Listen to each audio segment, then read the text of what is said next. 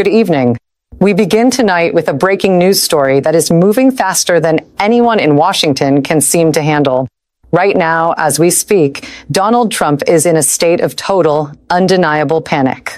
The disastrous war he sparked in the Middle East has completely backfired. It has broken out of the containment zone, and it is now directly threatening his life and the lives of the people in his inner circle. This is not a drill. This is not political spin. The threat is real. It is happening right now, and the administration is terrified. To understand how bad this has gotten, you need to look at where the people running this country are currently living. Most of the Trump cabinet cannot even live in normal neighborhoods anymore. Because of their conduct, because of the public anger over their actions, and because of the massive outrage regarding their cover-up of child sex trafficking rings linked to the Epstein files, they have been forced into hiding. They are living on secure military bases. People like Pete Hegseth and Marco Rubio are living at Fort McNair right in Washington, D.C. They thought they were safe behind military gates. But over the last 10 days, highly advanced drones have been spotted circling directly over Fort McNair. Nobody in our military seems to know where they are coming from. Nobody knows how they got into our airspace. People inside the base are looking up at the sky and asking if these drones belong to Iran. Are they from Russia? Are they from China? They are sitting ducks, and they know it. This is what happens when you start a war without a plan. And that is exactly what Donald Trump did. Here's how this specific crisis started. A few days ago, Donald Trump and Israeli Prime Minister Benjamin Netanyahu authorized a massive joint military strike. They decided to attack a piece of critical infrastructure inside Iran known as the South Pars facility. This is a massive, vital gas field. They hit it hard, and they destroyed it. They thought that would be the end of it. They thought Iran would just take the hit and back down. But that just proves how little Donald Trump understands about the people he is fighting. Iran did not back down. Instead, they launched a military strategy known as escalation dominance. The rule of escalation dominance is very simple. If you hit us, we will hit you back much harder, and we will hit the things you care about the most. Iran actually warned Donald Trump they were going to do this yesterday. They told him their exact plan. And then they pulled the trigger. Iran looked at the map and said, okay, you destroyed our South Pars gas field. We are going to attack the northern gas fields. These northern fields are connected to South Pars, but they are run by the country of Qatar. Iran promised to strike the Ras Laffan facility in Qatar. Why does that matter to you? Because that single facility in Qatar supplies 20% of the entire world's liquefied natural gas. 20% of the global supply. Iran launched the strikes. They hit the Ras Laffan facility not once, but twice. They bombed it all day long. Qatar is absolutely furious. They are a deeply rich, highly influential country, and their energy infrastructure is currently on fire. The spokespeople for Qatar's foreign ministry came out swinging. They condemned the United States and Israel in the strongest possible terms. Now, the United States is trying to play games. The administration is acting like Benjamin Netanyahu did this all by himself. But nobody is buying that. The military officials here in the United States and all the independent reporting on the ground confirm the absolute truth. Donald Trump and Netanyahu planned this together. They were both fully involved in the strike that started this whole mess. And Iran did not stop with Qatar. They promised they were going to blow up energy fields in Saudi Arabia as well. If you turn on the raw video feeds coming out of the Middle East right now, it looks like the end of the world. You can see massive mushroom clouds rising into the sky right over Riyadh, the capital of Saudi Arabia. Those are direct hits from Iranian drones. The head of Iran's parliament, a man named Mohammad Bagher Ghalibaf, released a statement that should chill every single person in the White House to the bone. He said they are now operating on an eye for an eye equation. He said to Donald Trump, "You wanted to escalate this. We are going to dominate you." Ghalibaf went even further. He said last night, the people of Iran foiled all of the enemy's designs. He said the United States is angry and frustrated, and by attacking Iranian infrastructure, Trump is just trying to hide his defeats on the battlefield. He flat out called the American strategy suicide. He said a brand new level of confrontation has begun. This brings us to the core truth about Donald Trump. It is a truth I have been talking about for years. When you look at his entire life, the man is a pathetic loser. He is weak. He gets scared very easily. He goes on television and acts like a tough guy, but the second he faces real opposition, he gets completely outmaneuvered. He gets checkmated. He is completely pathetic when you stand up to him. We have seen it happen here at home. Jean Carroll stood up to him in a courtroom, and she beat him. Numerous migrants with nothing to their names stood up to the entire weight of his administration, and they beat him. Letitia James stood up to him, and she beat him. Alvin Bragg beat him. History shows that if you just stand your ground and stop his bullying tactics, you will beat him every single time. Iran sees this. They watch the news just like we do. They know Donald Trump is a loser. So they applied pressure. They used escalation dominance. And what did Donald Trump do the second the pressure got too high? After bombing the South Pars energy facility and setting the Middle East on fire, what was his move? He threw Israel straight under the bus. He put out a public statement claiming the United States knew absolutely nothing about the strike on Iran's gas field. He did this despite all the reporting proving he was in on it. He is desperately trying to distance himself from his own military choices after the fact. Why? Because the blowback is too intense. Because Qatar's energy fields are burning. Because Riyadh is burning. Because he realizes he made a massive mistake and he does not know how to fix it. So the man who claims to be the toughest leader in the world blinked. He went on social media and posted a long, rambling, panicky message. Let me read you exactly what the President of the United States posted for the whole world to see. He wrote that Israel violently lashed out at a major facility in Iran out of anger.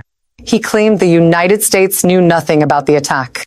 He said the country of Qatar was in no way involved and had no idea it was going to happen. He then blamed Iran, saying they unfairly attacked Qatar's gas facility because they did not have all the facts. Then he started typing in all capital letters like a frantic teenager. He demanded that no more attacks be made by Israel. He said if Iran unwisely decides to attack Qatar again, the United States will massively blow up the entirety of the South Pars gas field with an amount of strength that Iran has never seen before. He finished the post by saying he does not want to authorize this level of violence because of the long-term implications it will have on the future of Iran.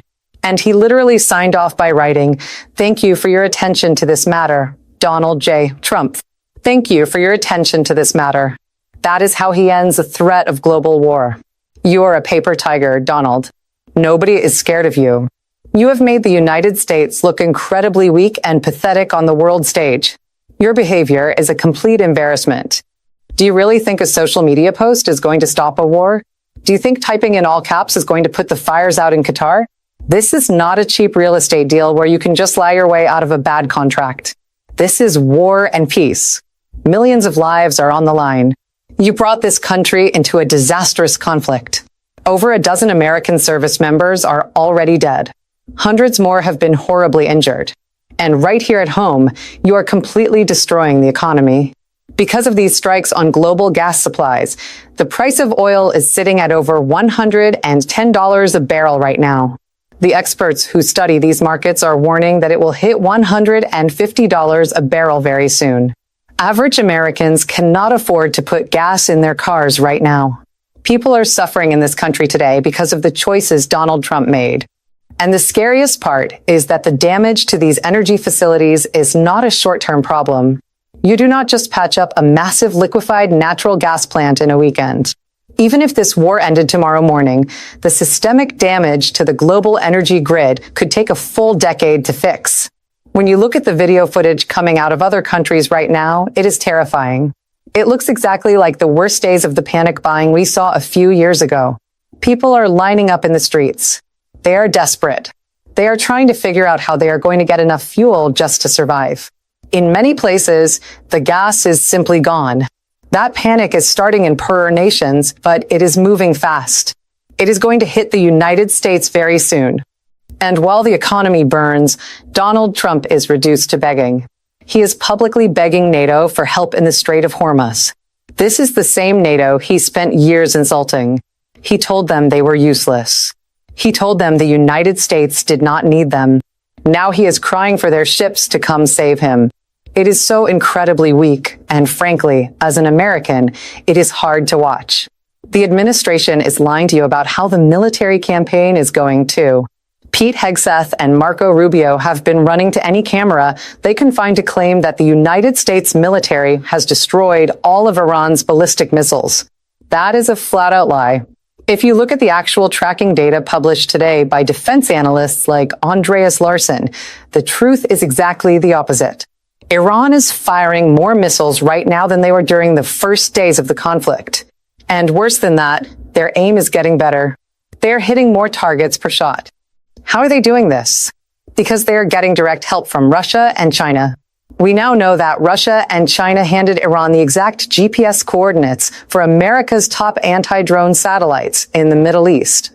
Iran took those coordinates and they blinded us. They took out our radar systems. They took out our satellite defense networks. Right now, Iranian forces are operating with total impunity. Militias in Iraq are posting videos showing their drones flying around in broad daylight. They're using highly maneuverable first-person view drones to strike whatever they want, whenever they want. We cannot stop them. When Iran said they were going to hit Ras Laffan and Riyadh, they were not bluffing. They did it, and we could not block the attacks. So, what is Donald Trump doing to fix this? He is doing what a weak man always does when he is backed into a corner. He is doubling down on a terrible hand. According to breaking reports from Reuters, Donald Trump is actively considering deploying thousands of additional American combat troops directly to the Middle East. The military is drawing up plans right now for the next phase of this war. One of the options they are seriously discussing is deploying United States troops right onto the coastline of Iran to secure the Strait of Hormuz. This is the worst possible plan you could ever dream up. It is a total death trap. But this is the escalation trap. Donald Trump needs to feel tough. He knows he has been completely outsmarted, and he is overcompensating. To prove he is a strong man, he is willing to send thousands of young American men and women into a meat grinder. It is so painfully obvious exactly where this is heading. The part that actually surprised me today is that the mainstream circles in Washington are finally waking up to the danger. For months, people attacked independent media networks like ours. They called us hyperbolic. They said we were exaggerating the threat. Really? Let's look at what the World Health Organization announced today. The World Health Organization is officially preparing for a nuclear catastrophe. That is their direct quote. They are preparing for a potential worst-case scenario for the Middle East if the conflict between Iran, Israel, and the United States keeps escalating. United Nations staff are currently monitoring the fallout zones around Iran's nuclear sites. They're on high alert for any type of nuclear threat. The regional director for the Eastern Mediterranean at the WHO said the worst-case scenario is a nuclear incident, and that is what worries them the most. He said no matter how much they prepare, there is nothing that can prevent the total devastation that will hit the region and the entire globe if this happens. The consequences will last for generations. They are preparing for a nuclear disaster because they understand Donald Trump's highly narcissistic and unpredictable nature. They know exactly how dangerous he is. And his own media allies are not helping him anymore. The New York Post, a paper that has covered for him for years, ran a headline today telling United States allies to get a grip and step up to help open the Strait of Hormuz. Why would our allies help us? Donald Trump spent his entire presidency destroying those alliances. He started trade wars against them. He hit them with massive tariffs. He insulted their leaders on Twitter. He literally called Canada the 51st state.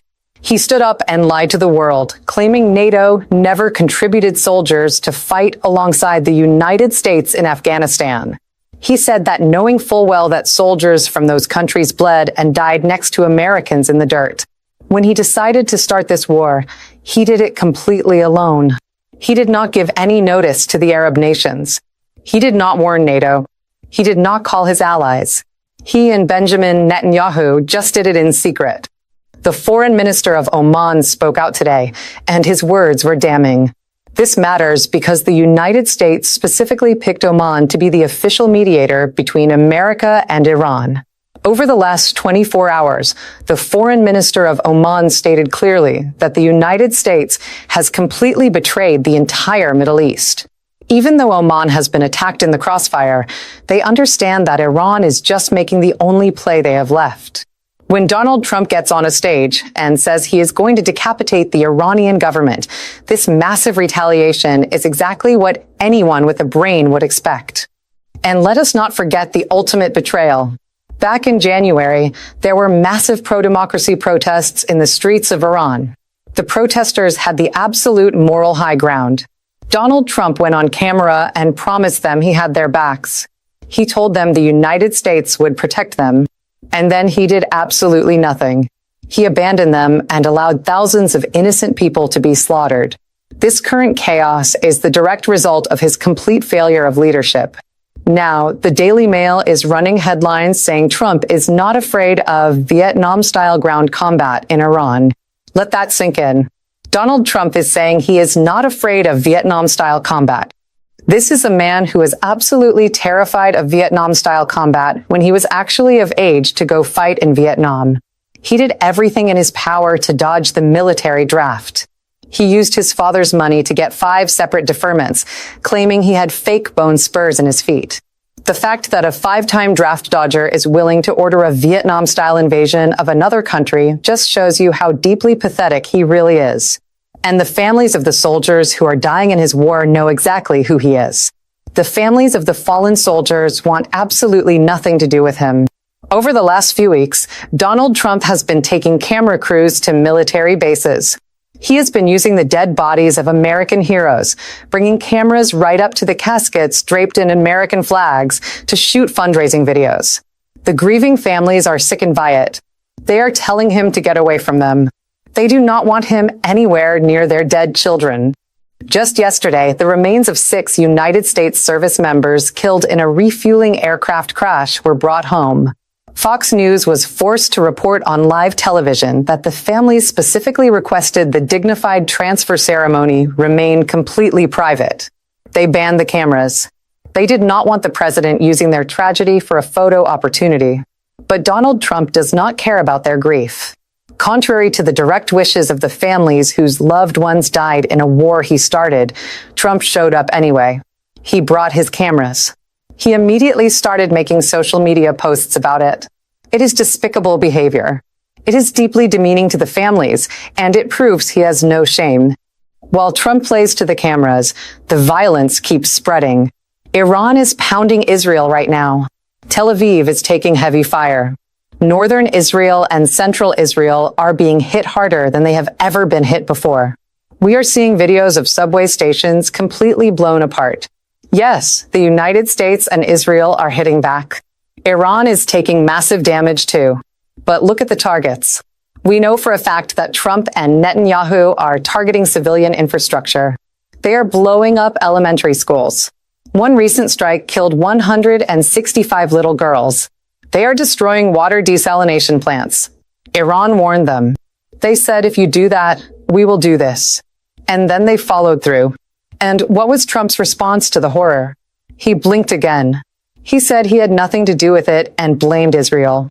This proves to Iran that they have total escalation dominance over him. And the Arab nations are watching him fold in real time. The leaders of these massive oil-rich nations are sitting back and realizing they made a massive mistake. They engaged in pay-for-play schemes with the Trump family. They funneled millions of dollars to him. They did not do that because they liked him. They despise him.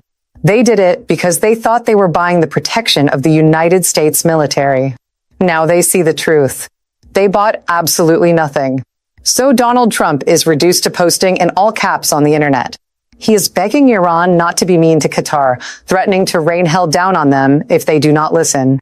He looks incredibly weak. He has made the entire country look weak. Iran knows he is a loser. NATO knows he is a loser. Vladimir Putin knows he is a loser. Xi Jinping knows he is a loser. He has brought total disgrace and deep shame to the United States. Thank you for watching tonight. If you want to support independent media that actually tells you the truth about what is happening in this country, please hit the subscribe button right now. We are trying to reach 7 million subscribers. You can also unlock exclusive content and ad-free videos by becoming a paid member of the channel today. Let us keep growing together.